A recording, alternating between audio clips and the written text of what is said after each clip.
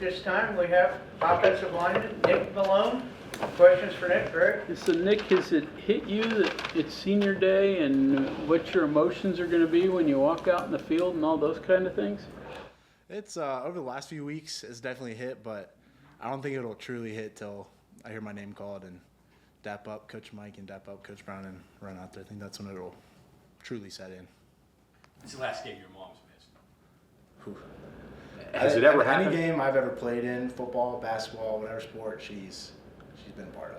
I was gonna say, I follow her on Facebook and you see all this stuff. It's just, but I mean, just to speak to that, how, you know, your mom has been so invested in your career and is so proud of you. No, yeah, it's she's definitely been a big part of it, especially starting in the Little League for Evansdale Tigers. I never went to practice with dirty pads and pants, nothing, jersey, everything was washed. She was, any sport, like I said, football, basketball, has been a big part of it, big supportive, and probably half you guys have seen what she says on Facebook, Twitter, all that kind of stuff, so, yeah. Well, she's proud of you. Oh, yeah. I'm lucky. What does that do for you psychologically? I mean, it's one thing like when you're 7 and mom's there. Now you're 21, 22 and mom's there. Does it feel different? Is there a different kind of, you know, emotion that comes through because now you're older, you're more, you know, you're further into your career and mom's still there? I would say a little bit of both. Just kind of the same aspect of when you're young, you always want to improve and impress them. So I kind of went along with it now, and kind of I just play for my family, play for them, because without them I wouldn't be here. And kind of I always want to put on a performance that'll really impress them, because if I do good for them, it's really all that matters. What does securing a bowl game mean for you? Obviously, it wasn't the goal entering the season for the team, but yeah, it's we want to get that 6th win. You want to go to the postseason. That's always a goal. No matter if you're going to Dallas, you're going to a bowl game, what doesn't matter. You just want to try to win games as much as possible. But especially for me, last year, you want to go out with a boom, and that's what we're going to try to do these last 2 games is win them and go to the postseason.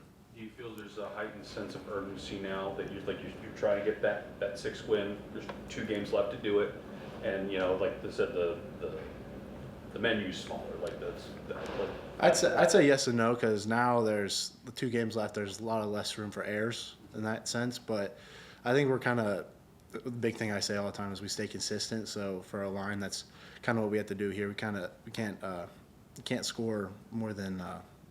All I'm trying to say is you can only have one big play at a time. So we have to kind of pace it out, take our time. Don't try to go all out in one play, and kind of just go the path.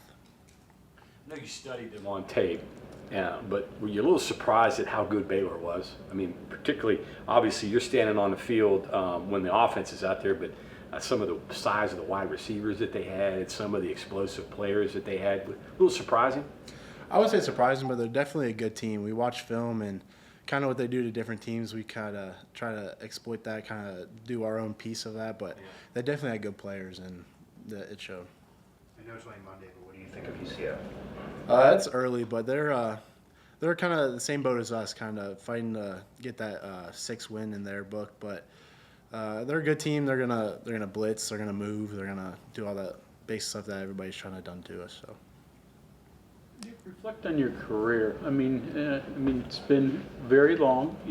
When you got here, COVID wasn't even known, right? So, walk me through everything that's happened from walk on to the extra year to all that.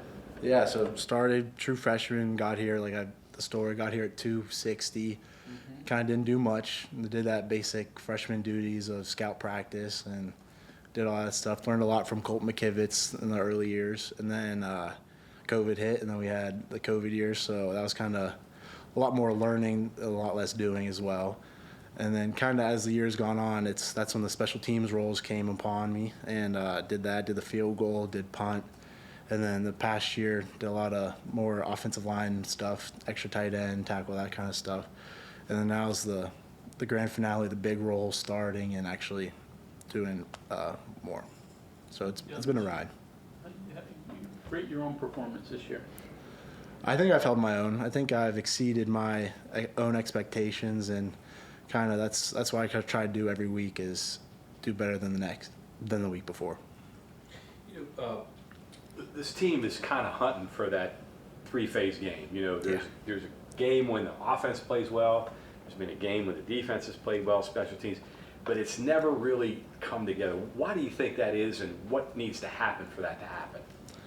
I think, yeah, like you said, there's never been a game where we've all done three, but I think time will tell. We always say, we go into a game saying we want all three phases to do well. Right. And I think it's just the little things, especially this past week. You could tell that, for O-line example, sometimes we'd miscommunicate, and that's why they'd have a TFL on some cases. And I can't speak for the D-line, but sometimes they have communication errors as well. And special teams, some people get out of their lanes for kickoff example. So it's just the little details that if we clean up, I believe we'll have this coming game, and then that one after that, and then the postseason after that will be all three phases. When you say communication, is it a willingness to communicate? Is it the guys communicating the wrong things?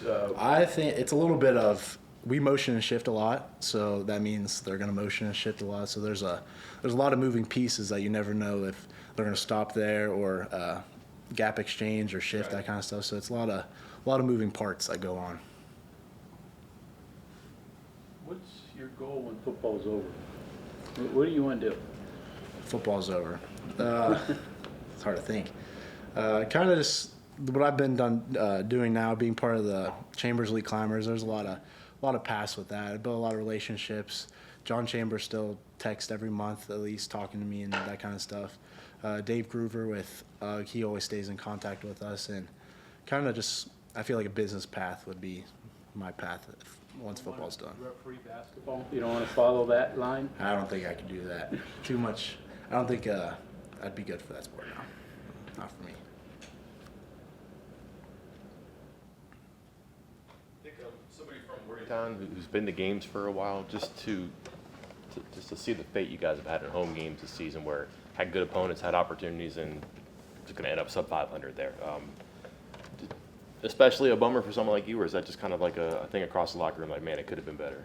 I think a little bit of both, especially being from Morgantown. I know the fans, and they want us to win. I want us to win, and we didn't do that. And it's a letdown for them and a huge letdown for us. So that's why we want to go out this last game and put on the performance they deserve, and hopefully we come out the outcome we deserve as well.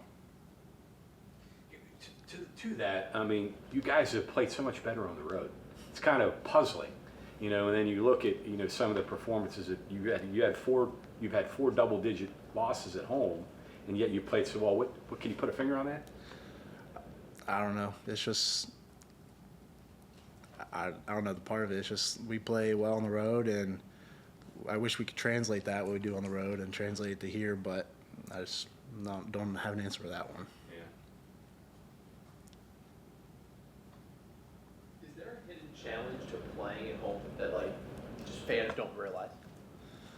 I think, especially, let's say when our fans get loud, it's very, you can tell the opposing team has trouble. You get false starts on them for their offensive line, that kind of stuff.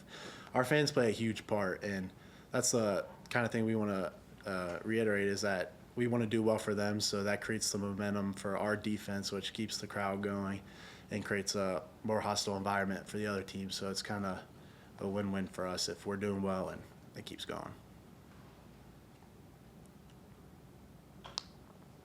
You ever think back to when you were a kid sitting in the stands or whatever and watching the games and how much you idolized the guys, and now you're one of those guys out there? You ever think of that responsibility to little kids and stuff like that? Oh yeah, I remember sitting in the stands. I was right before I got here. I was in the stands for the what was the snowy game? One of the big snow games. I remember I was like, I'm gonna be there next year. I'm gonna be running out with the team. I'm gonna be doing this and that. It was a surreal moment going from the stands to playing, and kind of hope I set that example for other people as well that are around here in West Virginia, that you have the opportunity and you can do the same thing. Does that put an extra? You probably don't want to put any extra pressure on yourself, but is there extra pressure that you feel is on yourself because you're local? Like you just said earlier, it's like, I know the fans here because you grew up with them. These are your friends. These are your neighbors. Like, what is that like to be a Morgantown guy and be a representative of this university and a representative of this football team?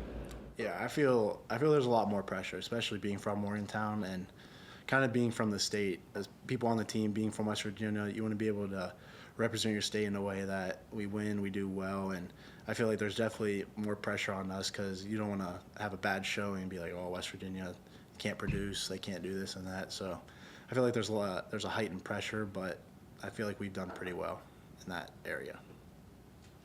Nick, what's been one of your favorite moments from your time here in this program off the field that maybe we wouldn't know about?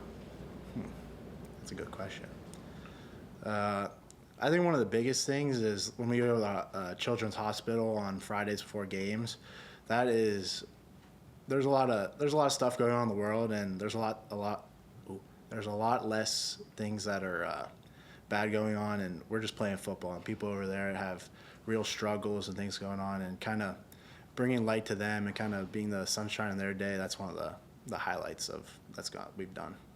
To her question, 2 games left, but is there one game that you think about that this was a special moment, special memory, something that's going to be meaningful to you?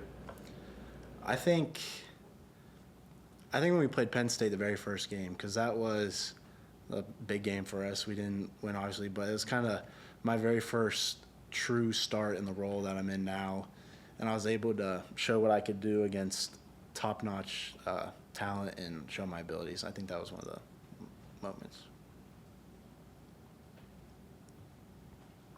Okay, thank you, Nick. Thank you.